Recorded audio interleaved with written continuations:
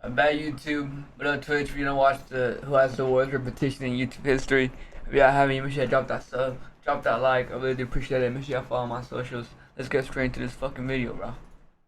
And coming in at number 10 is YouTube prankster Vitaly ZDTV. Once one of the platform's most respected creators, The whole Vitaly, I don't think he has a bad reputation with his fans, unless I missed the scam, but with the public, yeah. Vitaly's reputation began to decline after confessing in a rant video that some of his most popular pranks had been faked. Out of 165 videos, I maybe faked 5 videos. However, despite Vitaly stating that he'd only faked 5 videos, a different YouTube prankster, FouseyTube, would respond to the video by stating that Vitaly had staged more than that, resulting in another response from Vitaly in which he'd once again admit that his videos were in fact fake. Everybody knows that we faked pranks back in the day. Okay, that was like the fact that you admit to faking 5 and then you lie, or you didn't lie, I guess, but you fake 5 and then just why don't you admit all of them in the first place?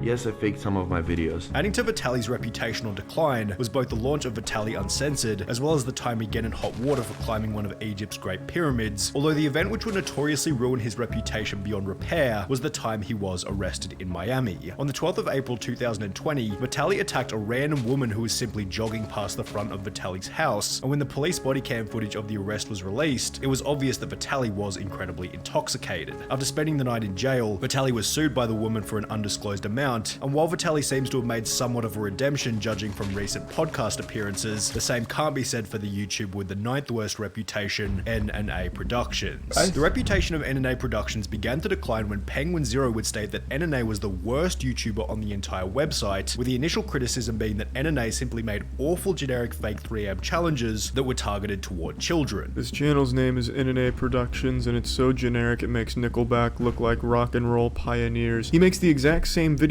every single time except the very end where he changes the scare. Penguin Zero would then go on to explain that NNA Productions takes advantage of his young naive audience by hosting a fake giveaway in the beginning of every video. You're not allowed to host fake giveaways. It's an actual felony to do that. So what he's doing is breaking the law because there's no winners for these giveaways. So he's breaking a law and he is also breaking a YouTube rule, but for some reason he's done this in every single video and he has still not had his channel taken down yet. Which is bundled with the promotion of his social media and repeated identically in every single episode. The first 3 minutes of every single one of his Penguin has really been an OG.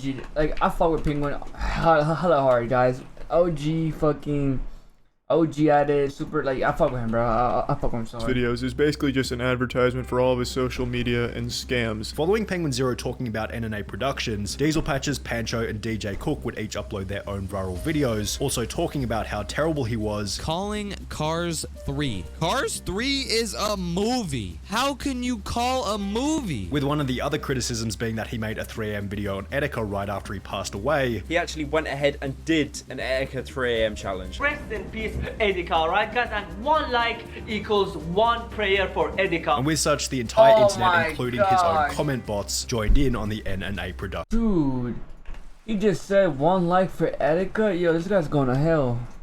Hate train. However, around 2 years after Penguin Zero uploaded his initial video calling him the worst YouTuber on the platform, Charlie changed his mind by calling him the most impressive YouTuber for his consistency in being able to pump out so much terrible content for such a long period of time. It is wrapped around from being the worst YouTuber to the strongest, most persistent YouTuber I've ever seen in my life. And speaking of terrible content for a long period of time, this seems like an appropriate point to talk about number 8, Wings of Redemption. After becoming one of YouTube's most notorious Call of Duty players back in the early 2010s, Wings of Redemption's reputation began to decline after he'd lose a 1v1 match against another large Call of Duty YouTuber named Syndicate. In the lead up to the 1v1, Wings had been going on about how bad Syndicate was and how there was no way Wings could possibly lose the match, yet when the showdown eventually happened, Syndicate beat Wings 14 kills to 9 in front of an audience of 7,000, and Wings of Redemption completely lost it. I broke my controller. You broke your controller?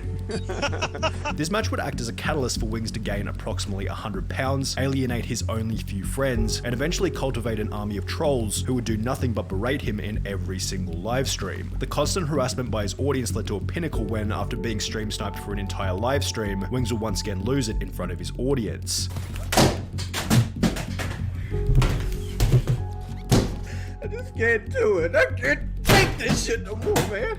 As these reactions became Hell increasingly no. common during his streams, entire YouTube channels became dedicated to posting Wings of Redemption's worst moments, which not only brought more trolls to each stream, but these videos made it next to impossible for Wings to get a job or do anything outside of streaming to an audience who were essentially just watching so they could laugh at him. However, there were still less people laughing at Wings in comparison to the creator with the 7th worst reputation, Nikocado Avocado. After gaining a following as one of the platform's first male vegan mukbang YouTubers, Nikocado Avocado's level of discipline began to slip. Rather than eating healthy vegan food for the camera, he began to consume more and more fast food, likely due to its speedy delivery, cheap cost, and overwhelming relatability to the audience. However, eating fast food every single day in order to produce a video came alongside a massive increase in body weight. As time progressed, Nikocado only got larger and larger, to the point where people weren't even watching for the mukbang, but rather to see Nikocado Avocado eat himself to death. Accompanying his weight gain was the decline of his relationship and sex life. However, the thing that put the biggest dent in his reputation was that he used all of these negative elements as a way to gain views. Celebrating our 700-pound milestone, McDonald's mukbang. Yeah, how much weight I've sex? gained fast food mukbang, with each of these videos having do you negative have sex comment with after that negative fat? comment about Nikocado monetizing the collapse of his life. However, while Nikocado's food-related content has generated a pretty equal mix of both fans and haters, the same can't be said for the person with the 6th worst reputation, that vegan teacher. In the beginning, the vegan teacher's content was mild, fun, and entertaining. However, after she'd blow up from a back and forth between her and Gordon Ramsay, her strategy switched to calling out any and every influencer with the goal of receiving a response. If you're not vegan,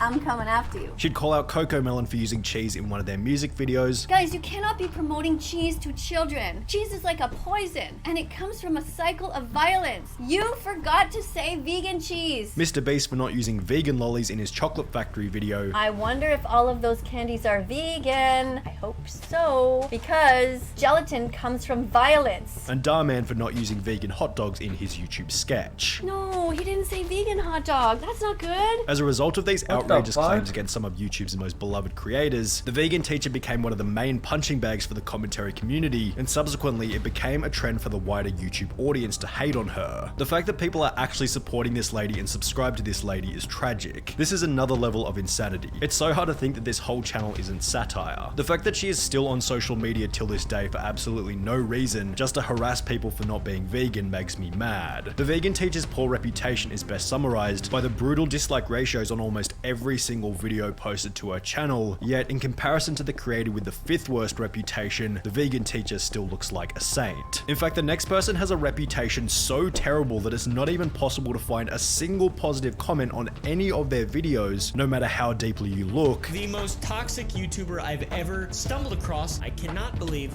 that this is a real thing.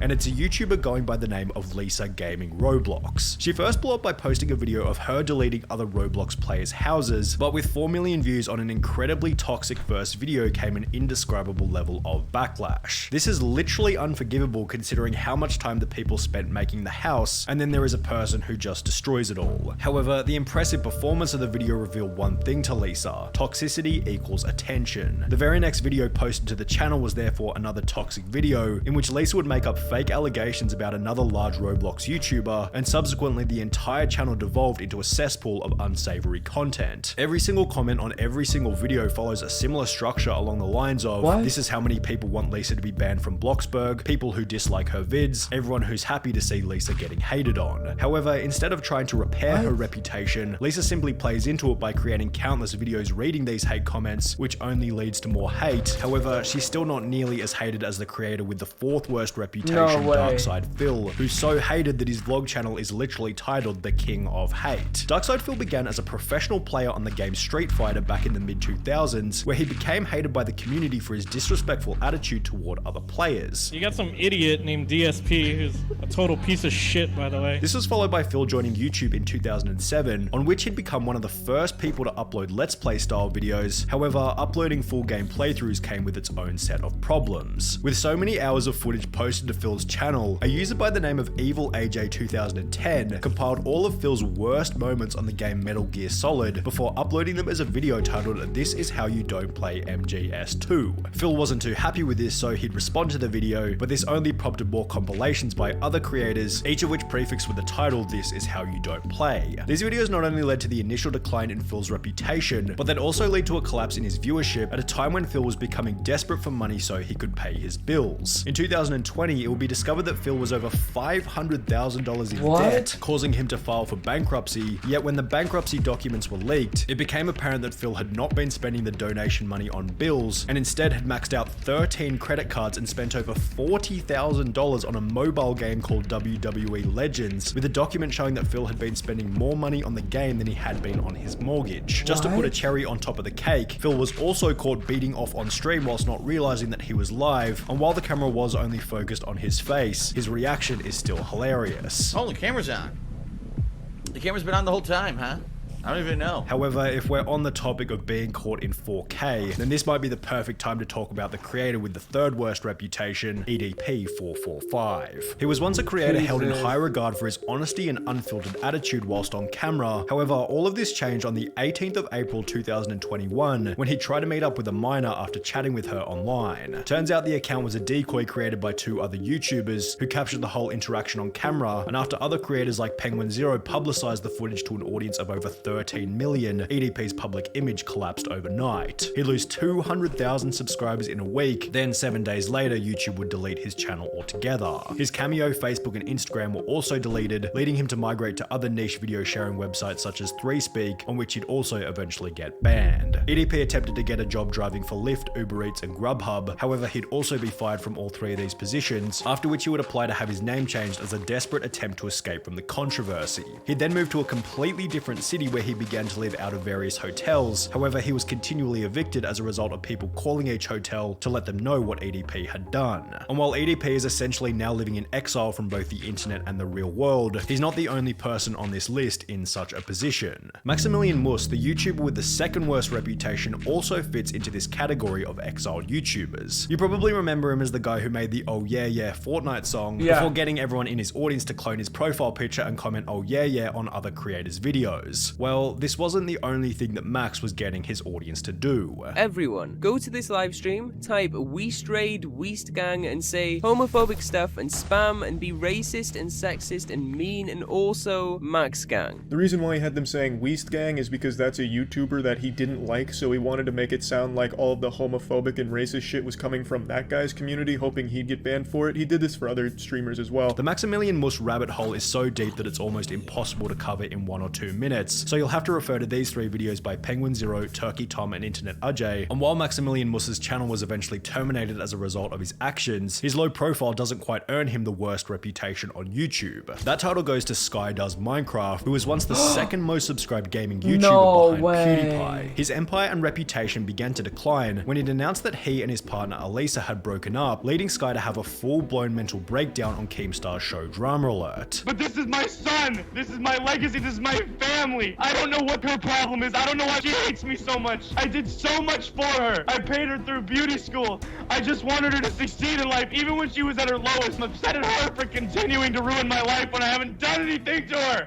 I just want my son! At around the same point in time, both the popularity of Minecraft as well as Sky's desire to create content were declining, which not only led to a drop in his channel's viewership, but this also resulted in him becoming quite depressed. I'm gonna be completely honest with you guys. I've been going through kind of a rough time recently. I've been not the happiest that I could be. As a result of his deteriorating mental health, Sky began to develop a drug problem, eventually resulting in the collapse of his next relationship, after which the ex-partner would come out with over 6,000 words worth of the most brutal allegations in YouTube history. The document revealed that despite once being the 11th most subscribed channel on YouTube, Sky hadn't had more than $100,000 for years and would steal money from companies just to buy drugs and never do the work. The document continued by stating, "You're extremely unfaithful. Alicia loved you and you would cheat, manipulate and lie when she'd defend herself. You would constantly spread rumors of Post Malone, saying awful things about his character, which is odd because last I checked he was checking in on you and extremely kind, was trying to help you out even, which was accompanied by countless other career-ending accusations that ultimately led Sky to disappear from the public eye altogether. Then, 4 months later, the Sky Does Minecraft YouTube channel was listed for sale on a third-party website, requesting a price of $900,000, providing him with the title of the worst reputation in YouTube history.